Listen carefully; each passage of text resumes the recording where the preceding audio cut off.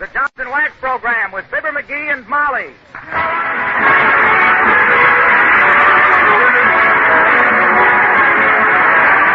The makers of Johnson's Wax and Johnson's Self-Polishing Glow Coat present Fibber McGee and Molly, written by Don Quinn, with songs by the King's Men and music by Billy Mills. The show opens with I Love Louisa.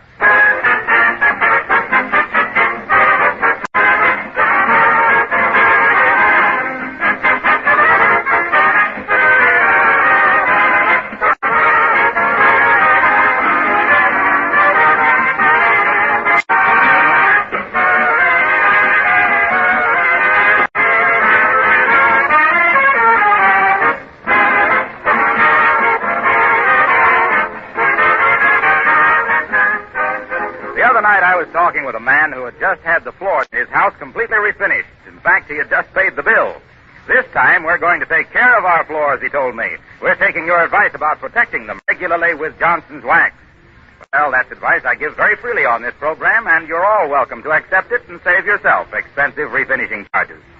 It's really remarkable how much punishment floors will stand when they're given an occasional coat of genuine Johnson's Wax. Besides the money-saving protection, Johnson's Wax offers two other major advantages. First, the glowing beauty it gives to all floors, furniture, and woodwork. And second, the way it saves you work all during the year. Be sure, however, that you get the original and genuine Johnson's Wax, available in paste, liquid, or cream wax form.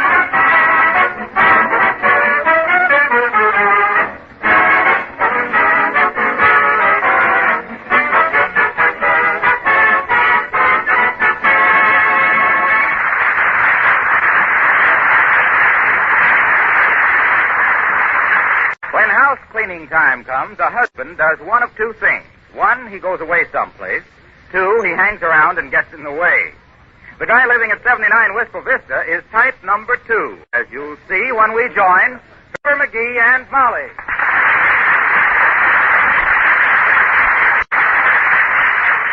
Now, McGee, if you're not going to be any more help than this, I wish to take the afternoon off. Go to a movie or something. I might call Billy Mills and go bowling. Well, why don't you? I can't. Billy hates bowling.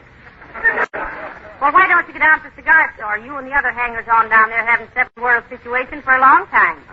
Those mugs don't know what it's all about. They're too fast to fight and too wise to know anything and too dumb to catch on when I try to explain things to them. You being the authority, I suppose. Why not? I read the papers and study military tactics. All them zips do is stand around moaning about their tires. Say, this tire shortage is certainly going to put the country back on its feet again. I don't care. I like to walk. Remember last summer, Molly, when I was always planning to pack a lunch and get up early on some Sunday morning and take a long hike out into the country? Well, I remember you planning it, but you never went. Well, I hate to go away and miss reading the Sunday paper. Well, you could have taken the Sunday paper with you. Oh, yeah? I know a guy that carried a Sunday paper 2 miles once. He's been bow-legged ever since. Well, now, if you're not going to help me with this house cleaning, I wish you'd go out someplace. Okay. But now, listen. Comb your hair first. I just did. What'd you part it with, a corkscrew?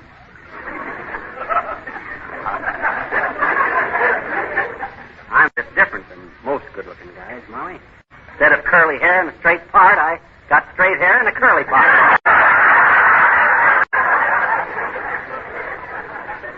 No kidding, Molly. I don't... Oh. What's the matter? Hurt your hand? Oh. Molly, what's the matter? McGee, my ring. My engagement ring. Huh? It's gone. Gone. Oh, my God. Hey, maybe you took it off to wash your hands. I never take it off. Oh, dear. My beautiful engagement ring. It'll break my heart if I lose that now. Well, where did you see it last? Right here on my left hand. Oh, dear, if I only... No, I mean, where were you? I had it this morning, and I haven't been out of the house. Now, let me see. First, I built a fire here in the fireplace. Well, maybe you dropped it in the fireplace. Oh, heavenly days. Scrape the ashes all out and sift them, McGee. I look upstairs, and then you get the vacuum cleaner, and we... Oh, dear. Come in. Oh, hello, Miss Duffington. How do you do, my dear? And Mr. McGee. Hi, Uppy. Now, watch where you plant those big... watch where you step. We lost a diamond ring around here someplace. My engagement ring, Abigail. Missing. Oh, how terrible, my dear. And it was such a dainty little diamond, too. Well, I tell you, it isn't the ring so much as it is the sentiment, Abigail. I remember the night McGee gave it to me, just like it was yesterday. There he was, kneeling in front of the... Oh, never mind that. Puppy ain't interested in how Oh, but I am, Mr. McGee. Oh, it's simply too romantic. Tell me, my dear, after he put the ring on your finger, did he kiss your hand? Oh, sure. I think he was going to, Abigail, but before he had a chance, my father came in with a glass of elderberry wine for each of us and said, "Congratulations, children." A grand old man, too, your father. Must have waited outside that door for 2 hours and never spilled a drop.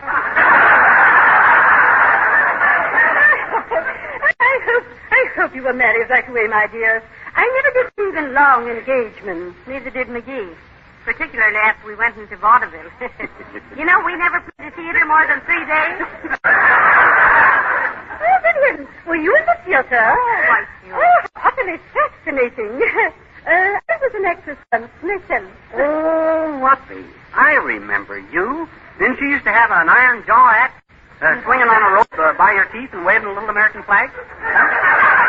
Now, please, Mr. McGee. I was never in vaudeville. I played only Shakespearean roles. Juliet, you know. Oh, we played Joliet, too. Sure, Joliet, and then we went to Kankakee and Decatur. No. Not Joliet. Juliet, my dear. Oh. What fun. My leading man fell in love with me. Poor dear P. Jarvis. P. Jarvis? Yes, his name was John P. Jarvis, but I always called him P. Jarvis. That was cute. Well, whatever happened to... I don't like to be nosy, Upstate. Oh, But... he went away to make his fortune, but I've never seen him since. Well, didn't he leave any message when he left, Abigail? Yes, he left a note saying that someday he would return. And when he did, he... Oh, good heavens. I wonder. You wonder what? He said that some night he would return and toss a pebble at my window. Oh, my.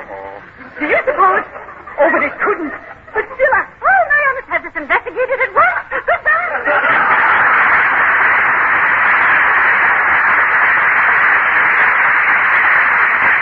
Well, if it was him that came back and threw a rock through her window, that lets you out, McGee. It lets me out of more than that. What do you mean? I mean this diamond ring of yours. I've been afraid. I am afraid.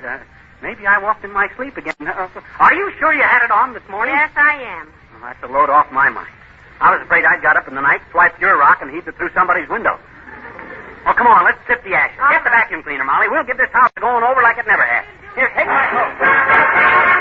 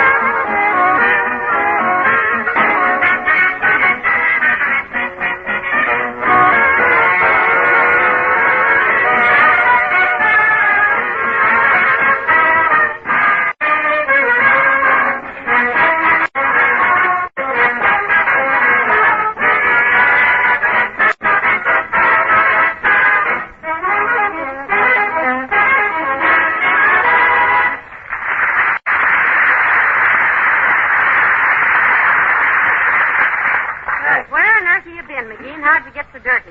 I've been looking for your diamond ring. I sifted all the ashes out of the fireplace and dumped them in the alley, a grain at a time. Boy, that stuff sure makes you cough. Well, why didn't you tie a handkerchief over your nose? I did, and then I had to breathe through my mouth. And that's what made me cough. But your ring wasn't there. Well, I tell you, it's around someplace.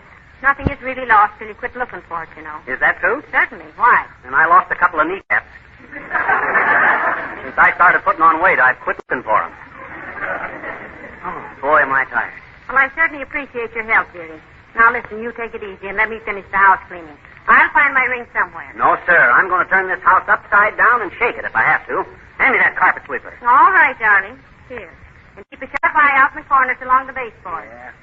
Heavenly days, my left hand feels positively indecent without that ring on it. Mm-hmm. I know how you feel, Molly. I lost my wristwatch once. And every time anybody'd look at my naked wrist, I'd blush clear up to my elbow. Listen, dearie, be sure to look under the edges of the rug, won't Don't worry. Old Eagle Eye McGee is on the job a little bit. Oh, I wonder who that could be. Look out the window. Huh? Is there an armored delivery truck out there? No. Well, then it can't be the grocer man with my 2 pounds of sugar. Come in. Good day, Mrs. McGee. Hello, McGee. Oh, hi, Latrivia. What you all bundled up in the fur cap and mittens for? I regret to say that I neglected my business affairs today and yielded to the temptation to go out with a small party of friends. Oh. We have been boob sledding. No. You mean bobsledding. With the frantic little group of sportsmen I was with, Mrs. McGee, it is boob sledding. They are imbued with the peculiar idea that to see how close one can steer a sled to a moving streetcar is the height of hilarity. Well, it is kind of fun at that, Latrivia. Yes, I imagine it would appeal to you, too, McGee. You're the type that rocks rowboats and wears ladies' hats at parties. Why, he does not. He always wears a lampshade. Get a much bigger laugh with a lampshade, Latrivia. That kills him. Yeah. Thank you. I shall try to remember that the next time. But am I intruding? Were you cleaning house, Mrs. McGee? Well, yes. And then I lost my diamond engagement ring, Mr. Mayor. So we know it's around here someplace. Oh, I'm sorry. Do you mind if I take a look around? I'll be glad to have you, Latrivia. Go ahead. Well, I don't see it anywhere. You couldn't have found a flat car and a phone booth in that length of time. My eyesight is very penetrating, McGee. Oh. In fact, I was quite a student of mesmerism at one time. What's mesm? Mesmerism. Hypnotism. Like this. Look me in the eye, McGee. Which one? Either one. Oh. Now, relax. You're slowly coming under my dump. You have no will of your own. I've been telling him that for years, and I'm no hypnotist. McGee. All right, McGee. When I snap my fingers, you are completely subject to my orders. There. You see, Mrs. McGee? His mind is a blank.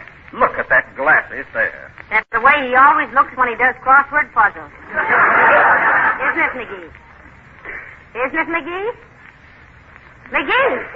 Well, heavenly days, he is hypnotized. Of course he is. What's this? McGee, you are an Airedale. A big, brown Airedale. Speak. Isn't that wonderful? Look at him trying to wag his tail.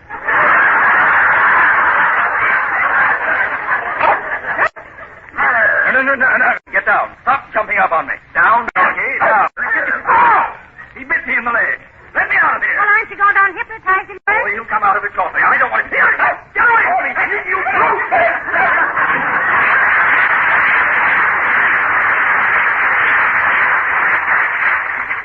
Boy, I sure fooled him, didn't I, Molly? You fooled me, too. I was about to call the drugstore for some flea powder. Well, I had to get rid of that guy some way so I could get back to work. Some act, huh? It was wonderful. It was so realistic. McGee, pull in your tongue and stop that panting. I can't help it. I'm tired. This carpet sweeper works awful hard. Well, use the vacuum. Okay, put in the cord, will you? All right. Thanks. What's the matter now? Motor won't start. McGee, have you been thinking of it? Why should I tinker with the vacuum cleaner motor? I don't know, but have you? That's a silly question to think that I... McGee, have you? Oh, you mean with the vacuum cleaner motor? Yeah, come to think of it, I have. I took it apart to fix it. Well, couldn't you get her back together again, right? Ordinarily I could, but I took it apart on my workbench down in the basement, and I already had the lawnmower apart, and I didn't know which parts went back in which. That's lovely. Well, I'm glad you didn't have my sewing machine down there, too. I did. But I kept the parts to that separate. Well, good for you. Yeah. I didn't want them to get mixed up with the works out of your electric mixer. What? Heavenly days. Please, McGee, will you stop experimenting with the appliances? Well, I was just trying to something is all. I thought if I fit a couple of little paddles to the mixing machine, I could use it for a house-poured motor next summer. And my sewing machine, what were you trying to make out of that, a pencil sharpener? No, Hey, I bet you got something there. Oh. I'll bet if I attach the razor blades to No, the bottom no, of it- no, please. Go get the carpet sweeper and sweep these rugs. Don't forget I have a diamond ring laying around here somewhere. Don't worry, I'll find it. I'm the guy. Hello, Fibber. Hello, Molly. What's cooking, good looking? I've lost my diamond ring, Mr. Wilcox. Yeah, be careful where you step, Harlow. We like mashed carrots, but not in the rug. My hot tonight. Well, gee, that stuff, Molly. Are you sure you lost it around here? No, absolutely. I always wear it right here on the third finger of my left hand. Hey, wait a minute. Let me see. Now, what good will it do to look at her hand? You're just hanging around the fairgrounds after the balloon's gone up. Hey, look at that hand. What's the matter with it? Nothing. It's lovely. Why, it's hands like yours that make the best possible advertising for Johnson's self-polishing Glow Coat. Oh, my. And Glow Coat is a beauty treatment for your linoleum, too. Oh, I had 20 minutes floor facial. Pour out little Glow Coat, spread it around, and presto, in 20 minutes or less, it sparkles with pride and joy. Harlow, you amaze me. How so, Joe? The way you keep up your enthusiasm. For 7 years now and more, you've been whooping and hollering about Johnson's Glow Coat. Don't you ever let down? What do you mean let down after only 7 years? Do you realize how many hundreds of years, BG? BG. Before Glow Coat? Oh. How many hundreds of weary years women spent trying to keep their homes clean and bright with bunches of grass and crude brooms and dirty scrub brushes? The aches and pains and toil and... Oh, you wouldn't understand. Well, I hope you find your diamond, Molly. Thanks, Mr. Wilcox.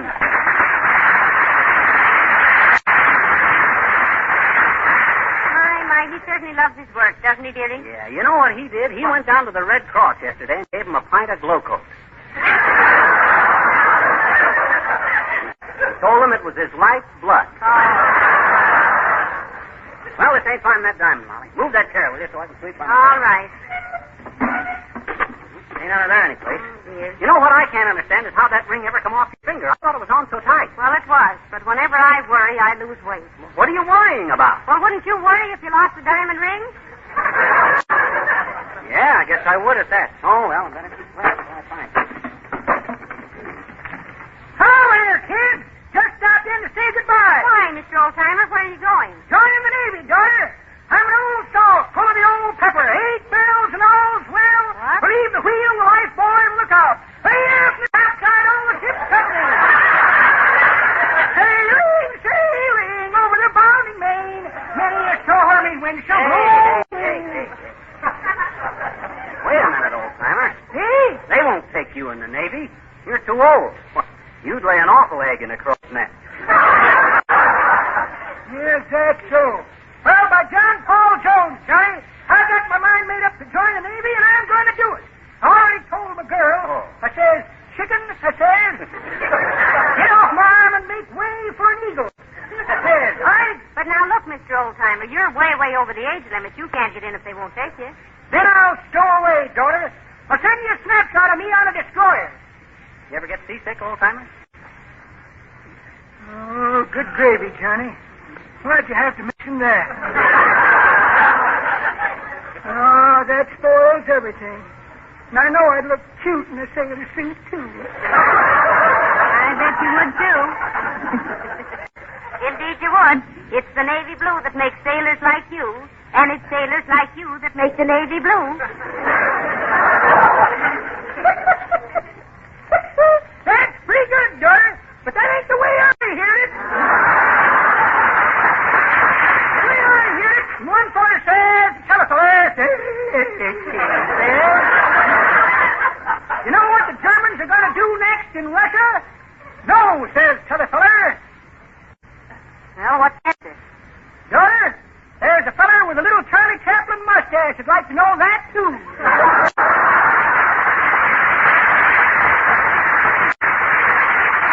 Well, I'm still going to try and get in the Navy, kid.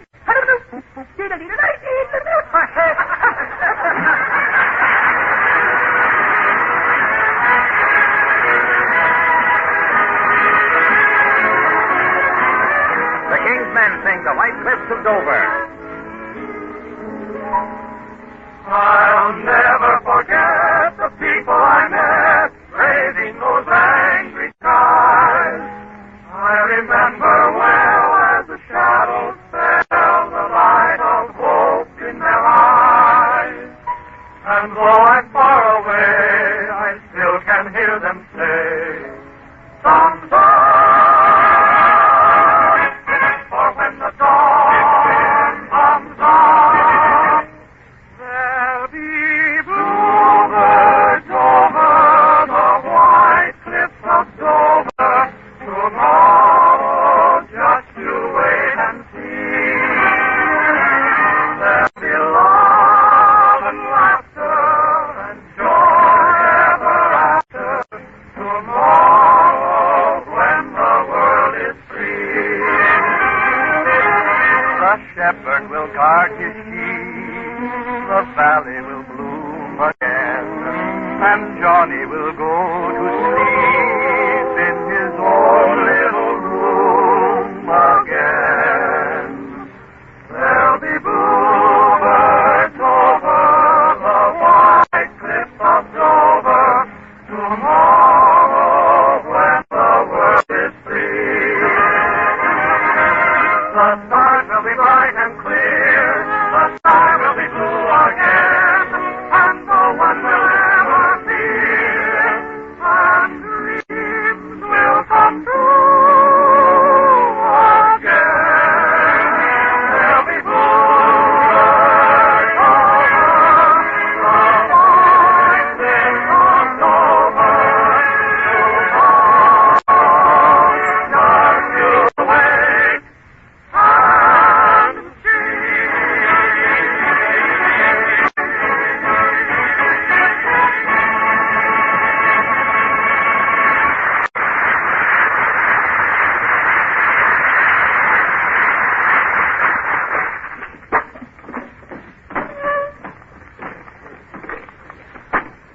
Oh, boy. My word. This is the cleanest this house has been since it left the lumberyard. Hey, Molly. Did you call me, McGee? Every day's look at you perspire. Why not? I cleaned the whole downstairs, vacuumed all the rugs, and cleaned out all the desk drawers, and emptied the cigar ashes out of all the vases. Oh, good for you. Good for you. But I'll feel terrible if we don't find my ring. You see who that is. I'm going to look around upstairs once more before Okay. Come in. Hi, mister. Oh, hello, sis. Now, I haven't got time to talk to you now. Mrs. McGee's lost her diamond engagement ring. Is she engaged? No, she ain't engaged. She's married. Well, why hasn't she got a wedding ring? She has got a wedding ring. She's also got an engagement ring. I thought she lost it. She did. Then she hasn't got it, huh? I know she hasn't got it, but she had it and she lost it. Where? Look, sis, if we knew where she lost it, we'd go there and find it, wouldn't we? Maybe she swallowed it. I swallowed a nickel once. You did? Huh? I says you did. Did what? You swallowed a nickel. I know it. Look, sis, I'm busy. Go on home now and leave me in peace. Come back in the spring and we'll chase butterflies together or something. Go on now, beat it. Okay, mister. The spring won't be here for 6 weeks more. Who said so? Well, gee, the groghound saw his shadow yesterday. Groghound. You mean Uncle Dennis? No. No, the groghound like a little dog, kind of. Oh, you mean the groundhog. Sure. Well, I guess that proves it all right, sis. They say the groundhog is always right. Do you think so, mister? Absolutely.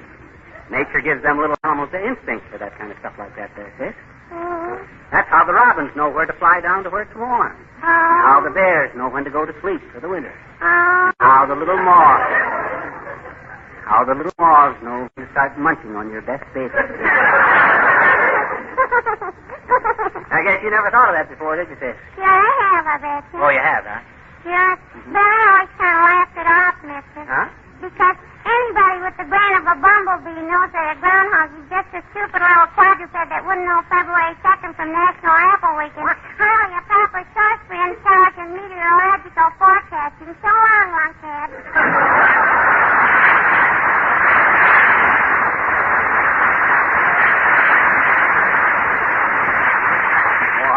impudent little twerp. One of these days I'm going to lose my patience and play clap hands, here comes Fibber on the back of her romper. Now, let me see. I better put that piano back where I got it. Oh. Boy, am I wore to nothing. I got more creaks than the cricket and more pains than the greenhouse. My back is still... I'm almost ready to give up. And you know, it just breaks my heart. Well, for goodness sake, how nice everything looks to you. Boy, it ought to look nice. I've lost 7 pounds in weight, 2 inches in height, and a lot of interest in life. Well, now you just sit down and rest, dearie. You've really worked hard today, and I appreciate it. Yeah, what good does it do? With your ring still missing? Well, I'll be... Look! What's that? What's what? What are you staring at? Your hand. Hey, your finger. Your ring, there it is. Why, you must be seeing things. My hand is as big No. Your right hand. You got your ring on the other hand.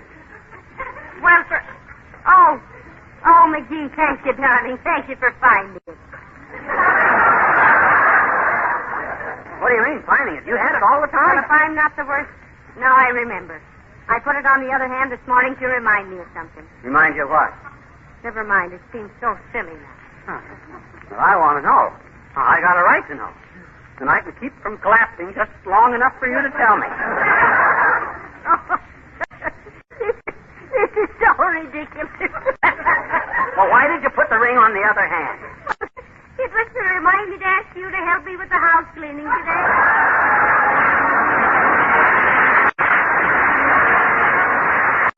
In bad weather, when the butcher, the baker, the candlestick maker come tramping across your kitchen floor with wet and soggy feet, your linoleum needs extra protection. Give it that protection with Johnson's self-polishing glow coat and see what a difference it makes in your daily work and in the appearance of your kitchen. As a matter of fact, it's when your floors get this extra punishment that you can see what a wonderful polish glow coat really is. It has a flexible film, which means that it wears evenly without chipping. It has a lasting luster, gives floors sparkling beauty that brings out and preserves the fresh colors of the linoleum. And glow coat is economical because a little goes a long way. Glow coat is self-polishing, needs no rubbing or buffing. You simply apply and let dry. But for glow coat results, be sure you get the one and only Johnson self-polishing glow coat. Hey, Molly, you know what? No, what? I made up my mind I'm going to quit joking about not using our car so much. You know, this is a serious business. I think our support of these wartime restrictions ought to be absolutely, Tireless. Yeah. Good night. Good night, Howard.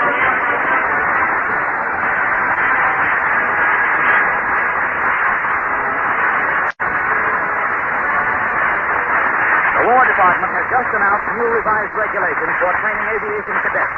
Under these new rules, men between 18 and 26, married or single, with or without college education, are now eligible for the Army Air Corps. More than 2 million more men may now join this exciting branch of the service and play an important part in America's all-out victory program. How to join? See your local Army recruiting station immediately. This is Harlow Wilcox, speaking for the makers of Johnson's Wax Finishes for Home and Industry, inviting you to be with us again next Tuesday night.